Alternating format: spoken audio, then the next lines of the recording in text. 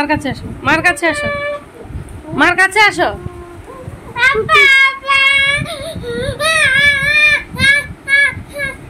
আচ্ছা মার কাছে আসো না।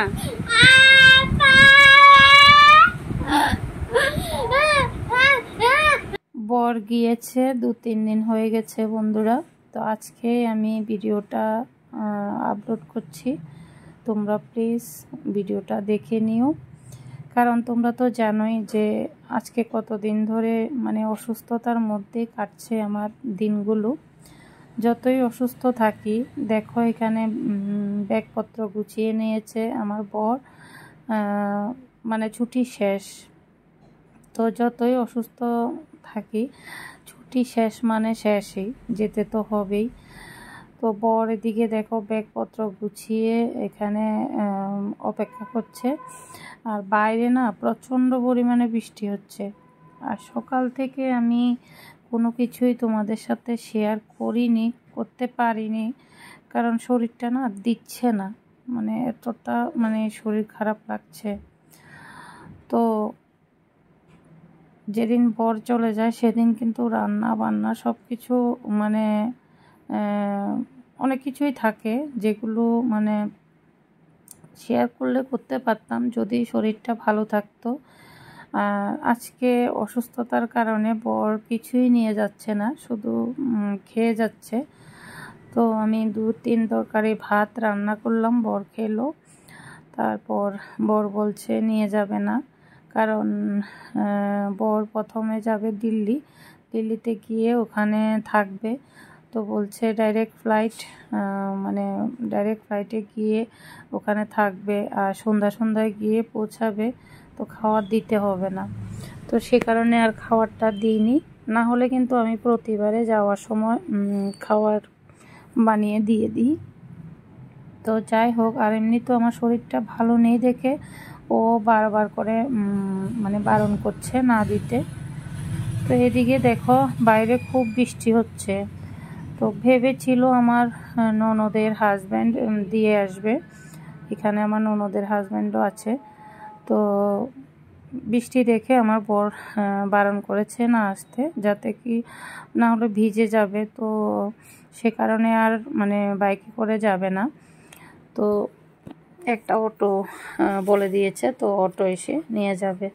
তো দেখো আমার ছেলে মেয়ে আমার বরের মোবাইলটা পেলে মানে আর কিছুই লাগে না। দেখো ওরা এদিকে বরের মোবাইলটা দেখছে, আর আমার বর এদিকে দেখো জুতো পরে নিচ্ছে, মানে একদম চলে যাবার মুহূর্তটাই একটুখানি ক্যামেরা বন্দি করলাম।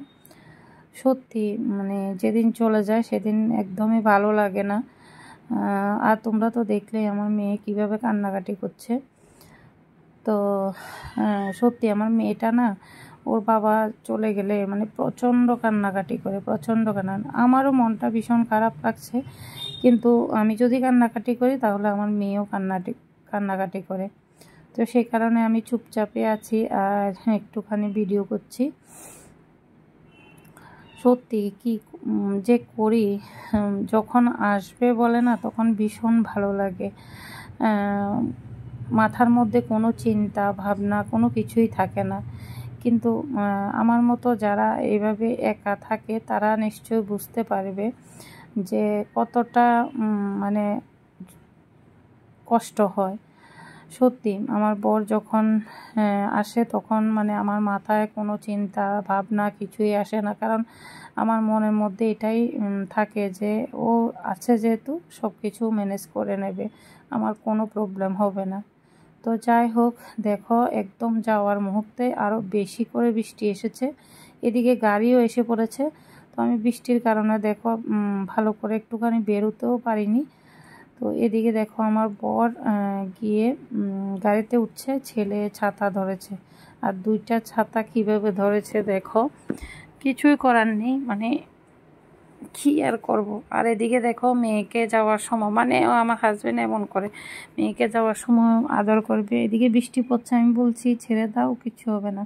মেয়ে তো দেখো মানে এখন থেকেই মুডটা অনেক খারাপ। তো যাই হোক, ছোট্ট করে একটুখানি তোমাদের সাথে শেয়ার করলাম।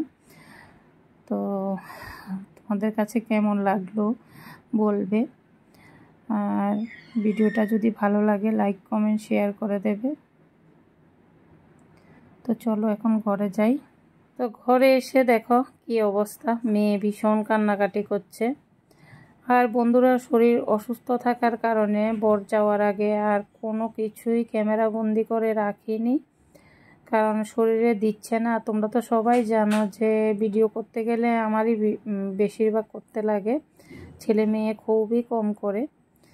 তো যাই হোক, মেয়েটা না মানে ওর বাবা আসলে ভীষণ খুশি হয়ে যায়, আর যখন চলে যায় তখন এভাবেই কান্নাকাটি করে। তো কি আর করব, আমরা মা ছেলে মিলে মেয়েকে শান্ত করার চেষ্টা করছি।